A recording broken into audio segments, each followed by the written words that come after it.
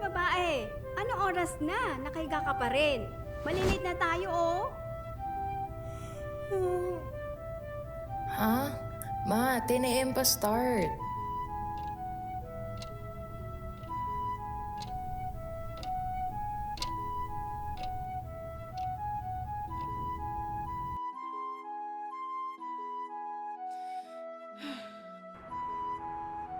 Oh, Teresa, hinay-hinay lang. Tumingin ka sa dinadaanan mo. Naku, wag mo akong ganyanin. Malilit na tayo.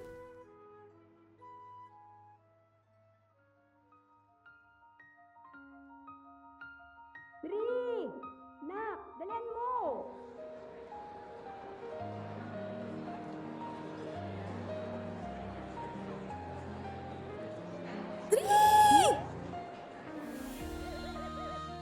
Nag-graduate na tayo!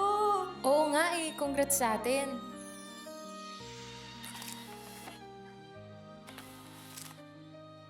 Andrea May Villanueva, summa cum laude.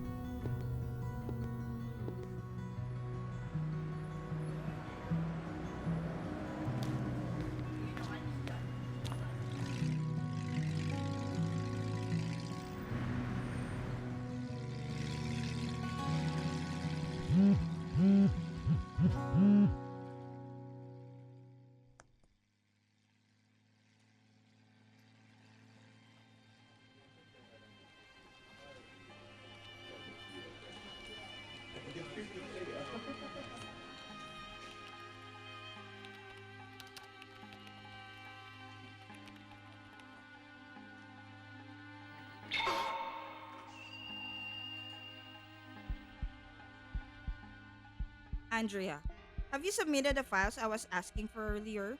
That should have been done by now, but I still haven't received anything. Prioritize that. Didn't you graduate with Latin honors? I expected more lang ha, but I feel like your outputs lately haven't been up to the standard ng company. Look at Andrew. He manages to keep things in order at mabilis pa siyang gumawa. I'd like to see the improvements ha. Have the same level of professionalism tulad sa kanya.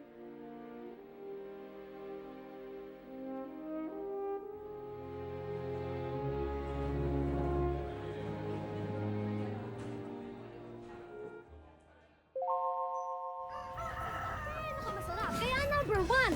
All right, the heart. Walang duda, Kids Can Tell, number 1 ang... Jumbo, heartthrob, kaya mo ba to? Nagawa mo na ba yung poster kay Ma'am Evelyn? Yung kung ano gusto mo maging? Oo, kaya nga akin, no? Magpabili ako kay Mama ng crayon, yung malaki. Wow! Pwedeng pahirap? Sige, ano ba yung iyo?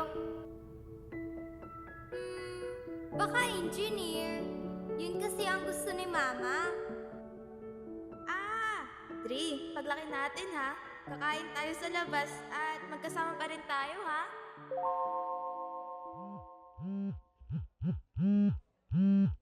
Dri, kamusta ka? My God, kalahati pa lang ng araw parang ubos na battery ko. Pero buti na lang may iced coffee. Nag-lunch ka na ba? And free ka ba sa weekend? Labas naman tayo mamaya Sorry, Mika. Busy ako eh. bukas. Sorry, I can't. Kailan ka ba free para maset ko? There's a new restaurant we could try. Narinig ko sa mga food vloggers na masarap daw yung food and talagang pinipilahan. No, Mika. Di talaga ako pwede eh. I have a lot of work to do.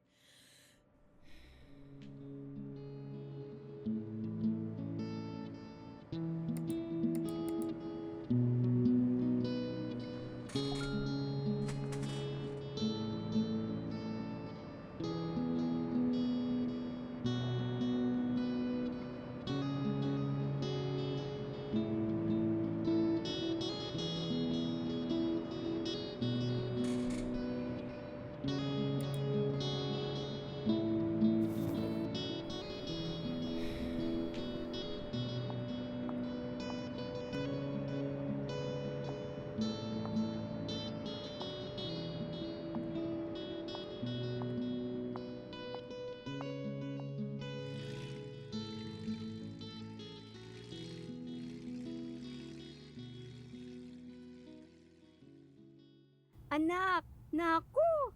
Umalis na si Robert. O nga pala, inimbita niya tayo sa kasal niya. Nakakatuwa. Ikakasal na ang pinsan mo. Eto oh. Baka busy ako niyan, ma.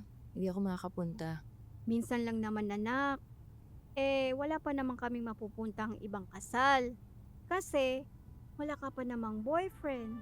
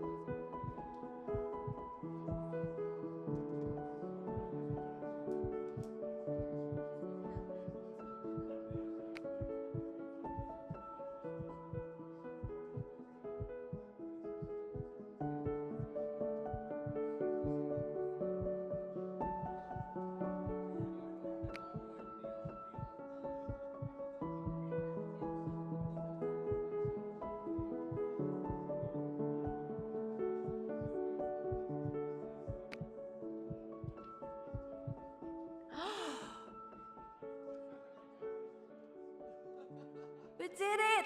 Ang galing-galing mo talaga, Dri. Kaya ka din slister eh. Siyempre, ako pa ba? Future summa cum laude kaya to.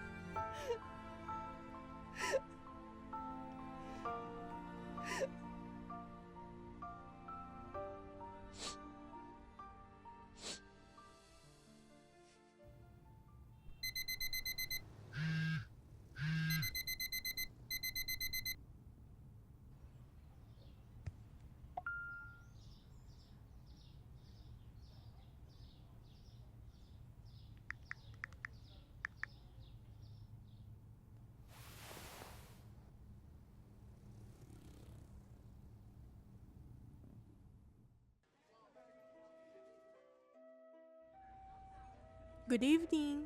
May I take your order? Hello po. I would like to have rib eye steak and water po. And what would you like?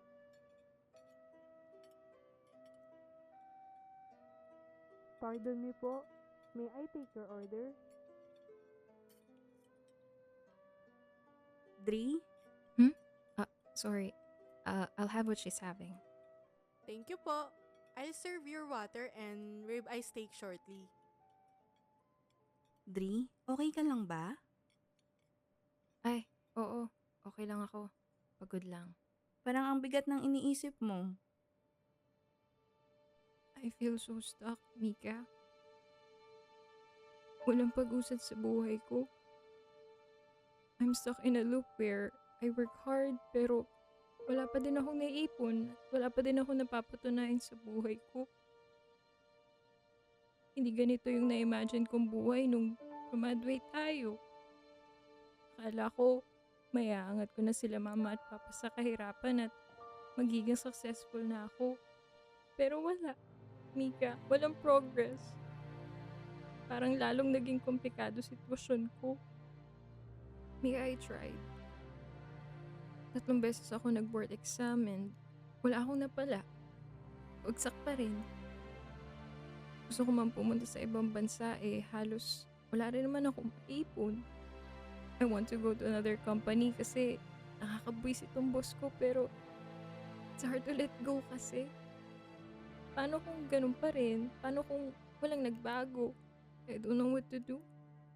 Wala nang nasusunod sa mga plano ko Ultimo paglabas natin, di ko na rin magawa. No, Dri. I understand. Ramdam ko yung pinagdadaanan mo. Ang hirap kapag pakiramdam mo kahit anong gawin mo walang nangyayari. Pero okay lang maramdaman mo yan. Normal na mapagod, normal na i-question mo yung kalagayan mo ngayon.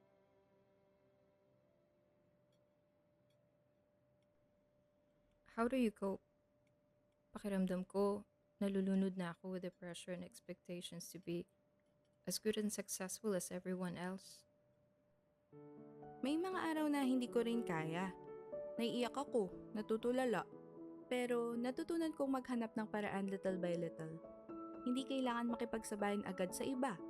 Yung pace mo, yun ang mahalaga. Alam mo, may nakausap akong therapist na dating sobrang nakatulong. Gusto mo ibigay ko sa'yo yung contact niya? Subukan mo lang, baka makatulong din sa'yo.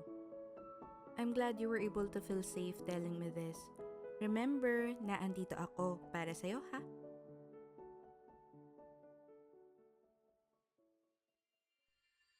Oo. Minsan, I even ask myself if I'm doing enough. Or if makakamit ko ba yung gusto ko. Many people in their 20s feel something similar, like they're stuck between expectations and reality, unsure of where they're heading. Some call it a quarter life crisis, and it can feel exactly the way you've been describing. Quarter life crisis. Parang ang bigat pakinggan. It does sound heavy, no? But it's really just a way of naming the experience so you don't feel alone in it. It doesn't mean you failed. It means you're in a season of figuring things out. Remember that naming your emotions and challenges is one of the first steps to help you in your situation. So, normal lang po ba siya? Yes. A lot of people go through this stage though. It looks different for everyone eh. For some, it's about work. For others, it's relationships or identity. But for you, sa tingin ko, it seems like the pressure from work, your family's expectations, and your own standards have all been piling up.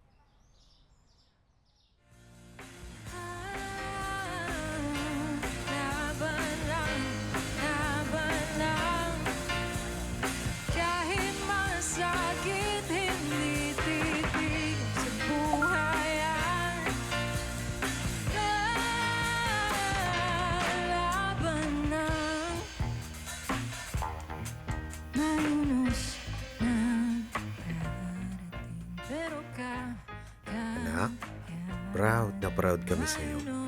At ang saya-saya namin kasi masaya ka.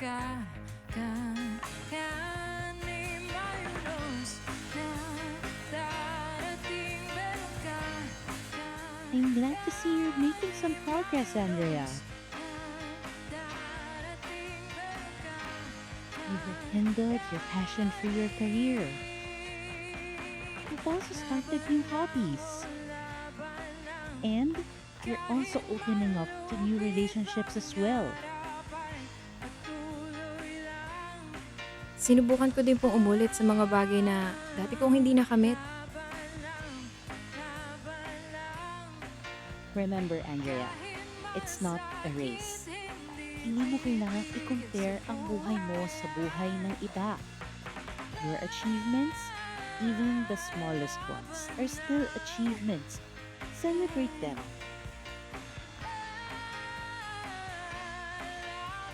Di ko man alam kung saan ako dadali ng buhay, pero laban lang!